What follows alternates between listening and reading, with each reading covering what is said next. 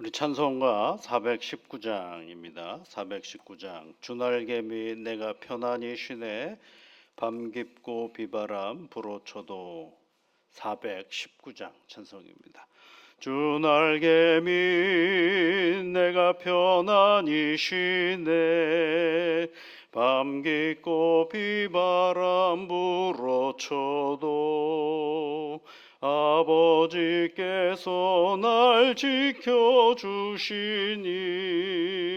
거기서 편안히 쉬리로다. 주 날개 밑 평안하다. 그 사랑 끊을 자니뇨.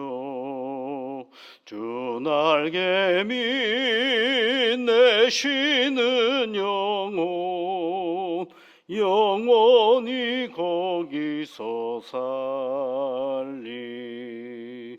주 날개 밑 나의 피난처 되니 거기서 쉬기를 원하노라. 세상이 나를 위로치 못하나 거기서 평화를 누리리라. 주 날개 밑 평안하다. 그 사랑 끊을 자니뇨. 주 날개 밑 내 쉬는 영혼 영원히 거기서 살리. 주 날개 밑 참된 기쁨이 있네. 고달픈 세상길 가는 동안 나 거기 숨어 돌보심을 받고 영원한 안식을 얻으리라. 주 날개 밑 평안하다. 그 사랑 끊을 자니뇨. 주 날개 밑 내 쉬는 영혼 영원히 거기서 살리.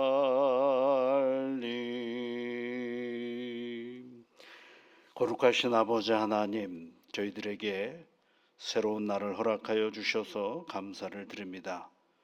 하나님 아버지, 이 날이 얼마나 하나님께서 우리에게 주고 싶어 했던 귀한 날인지 오늘도 살아가면서 깨닫고 알아가는 저희들 되게 도와주시옵소서.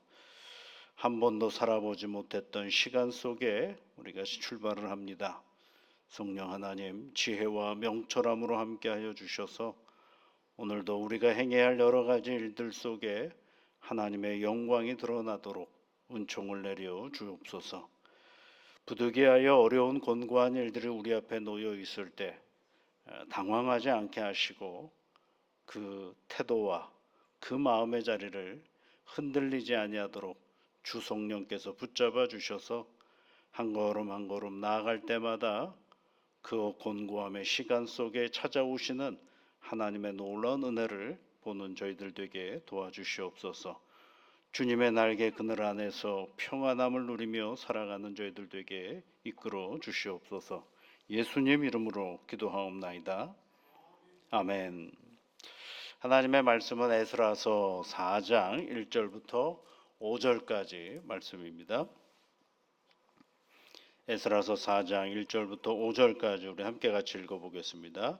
사로잡혔던 자들의 자손이 이스라엘의 하나님 여호와의 성전을 건축한다 함을 유다와 베냐민의 대적이 듣고 수룹바벨과 족장들에게 나와 이르되 우리도 너희와 함께 건축하게 하라. 우리도 너희 같이 너희 하나님을 찾노라.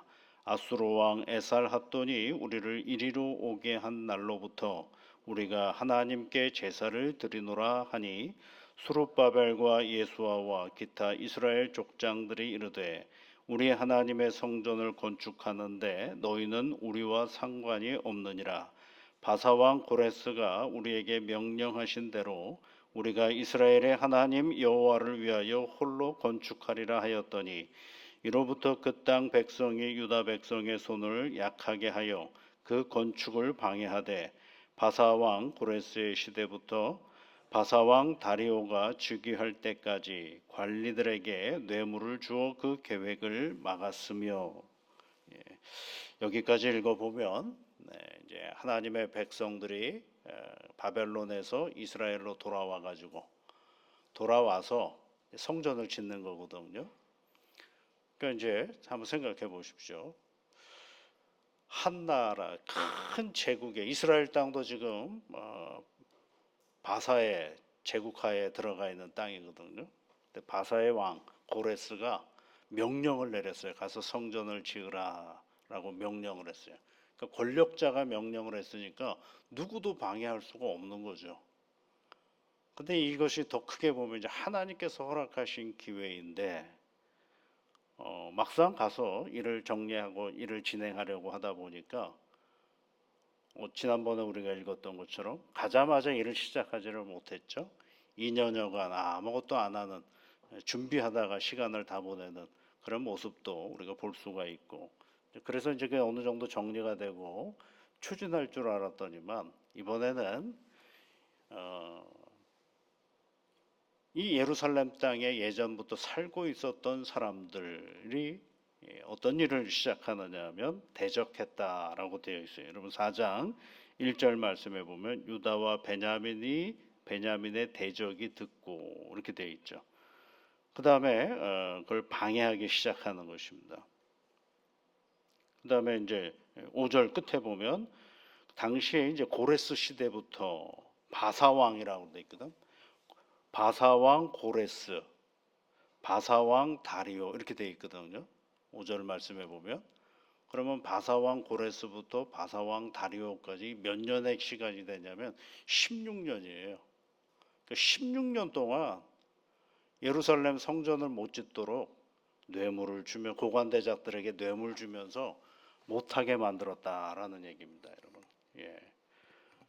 그러니까 하나님의 일을 하는데 우리가 하나님의 일들을 감당하는데 못하게 하는 세력이 방해하는 사람들이 있다라는 것입니다. 근데 그 방해가 1, 2년에 걸쳐서 한 것이 아니라 거의 16년에 걸쳐서 방해하는 사람들이 있다라고 얘기를 합니다. 그런데 가만히 보니까 여기 이제 그 성전을 지으려고 하는 사람들이 그 시간 동안에 이렇게 생각할 수가 있잖아요. 아니 적당하게 타협해가지고 얼른 성전을 짓는 게 좋지 않을까라는 생각을 할 수 있지 않겠어요? 성전 짓는 것이 목적으로 여기에 왔으니까. 그런데 그렇게 하지 않고 뭐라고 얘기를 하느냐면 여러분 3절 말씀을 보시면 수룹바벨과 예수아와 기타 이스라엘 족장들이 이르되 우리 하나님의 성전을 건축하는데 너희는 우리와 상관이 없느니라 그러죠. 너희는 우리와 상관이 없다라고 내요. 너희들이 우리랑 같이 성전을 지을 필요가 없어. 너희들은 우리와 상관이 없는 거야. 그럼 왜 이런 판단을 내렸느냐라고 할 때에 2절 말씀으로 내려가 보면 그네들이 와서 스룹바벨과 족장들에게 뭐라고 얘기를 하느냐면 우리도 너희와 함께 건축하게 하라. 성전 짓지 않겠다라는 게 아니에요. 같이 하자 이 얘기예요. 같이 하자. 우리도 하나님의 성전을 짓고 싶어라고 얘기를 하면서 뭐라고 얘기를 하느냐면 그 다음 얘기를 한번 보시면요. 우리도 너희같이 너희 하나님을 찾노라. 아수르 왕 에살하돈이 우리를 이리로 오게 한 날로부터 우리가 하나님께 제사를 드리노라. 그렇죠.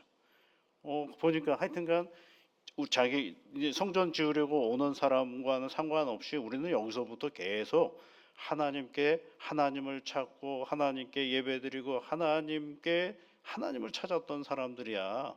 그러니까 우리도 성전을 같이 짓자라고 이야기를 하는 것입니다. 그럼 여기서 이제 갑자기 등장한 단어가 있죠. 아수르 왕 에살핫돈이라는 말입니다. 이 사람은 어떤 사람이냐면 이스라엘이라는 나라가 두 개로 갈라져 있잖아요. 북이스라엘과 남유다가 돼 있는데 북이스라엘은 700년 중반쯤에 BC 700년 정도에 아수르라는 나라한테 멸망을 해버렸어요. 근데 이 아수르라는 나라는 어떤 나라였느냐면 멸망시키고 나서 거기에 있는 유다 민족들을 다 이방 민족에게 보내고 이방 민족을 어디로 보내느냐면 예루살렘 땅으로 들어오게 만들어 살아요. 그러니까 혼혈 정책을 해버리는 거죠. 그래서 여러분 이때에 이 이방인들이 가장 많이 살았던 지역이 사마리아 지역이거든요. 그러니까 예수님 시대에 여러분 사마리아 사람들은 정통 유대인들에게는 유대인 취급을 못 받았어요. 왜냐하면 혼혈 민족이기 때문에.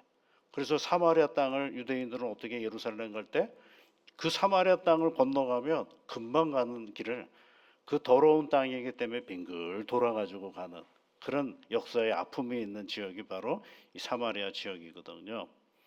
그런데 그때에 지금 이 아수르 왕 에사라돈이라는 이야기를 하면서 지금의 이야기를 하는 것은 지금부터 그러니까 지금 포로로 돌아온 이때부터 이 아수르 왕 에사라돈 이야기가 있었던 그때까지 기간이 몇 년이냐면 200년이에요. 200년.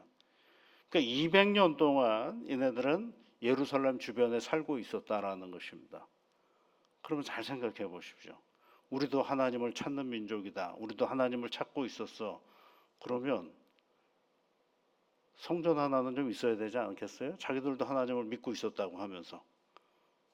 전혀 그런 거지 않죠. 이 얘기 뭘 얘기하느냐 하면 여러 우상들 중에 하나가 하나님이셨어요. 이네들에게 있어서는. 그러니까 사마리아 사람들은 여러 신들 중에 하나가 하나님이었어요. 그러니까 그네들의 말을 따라서 성전을 짓기는 마땅치가 않은 거죠. 그러니까 이 스룹바벨과 예수아가 거절을 한 겁니다. 안 됩니다. 당신들은 안 됩니다. 우상을 섬기는 사람들이 어떻게 하나님의 성전을 짓습니까? 라고 이야기를 하는 것입니다. 이 말씀을 통해서 우리가 이 아침에 한번 생각해 볼 것은요. 여러분 하나님은요 결국 성전을 짓습니다. 하나님이 행하시는 결국은 성전을 지어요. 그러나 과정은 간단치가 않습니다. 우리는 이렇게 생각합니다. 하나님께서 하라고 했으니까 과정도 평안하게 만들어 주셔야 되지 않겠는가? 그건 우리의 소망입니다.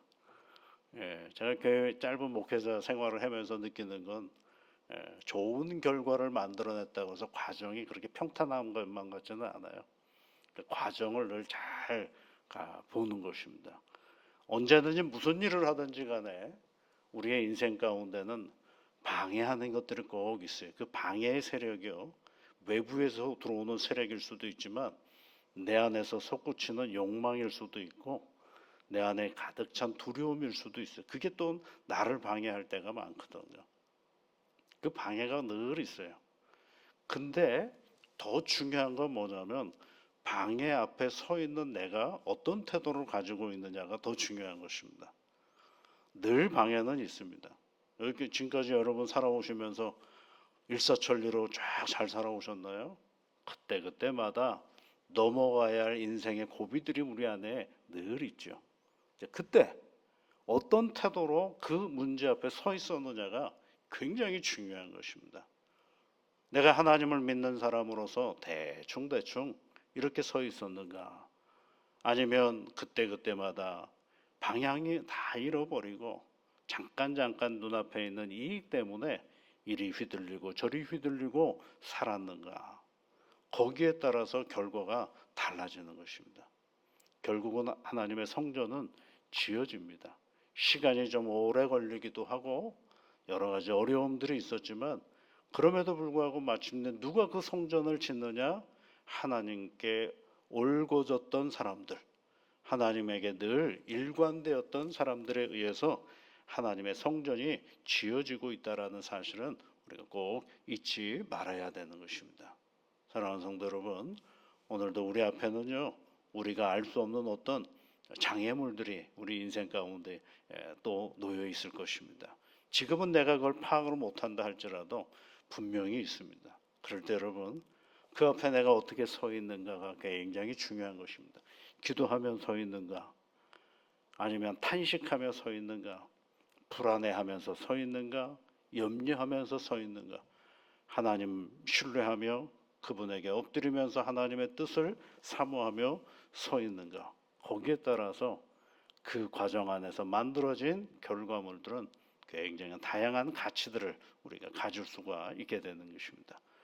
오늘도 우리 인생의 장애물을, 어떤 장애물을 만나든지 간에 하나님을 향한 내 일관된 마음의 자리가 흔들리지 아니하고 간결하고 그러면서 분명한 하나님의 믿음의 길을 걸어가는 복된 새날이 되시기를 주님의 이름으로 축복합니다. 같이 기도하겠습니다. 하늘에 계신 우리 아버지, 아버지의 이름을 거룩하게 하시며 아버지의 나라가 오게 하시며 아버지의 뜻이 하늘에서와 같이 땅에서도 이루어지게 하소서.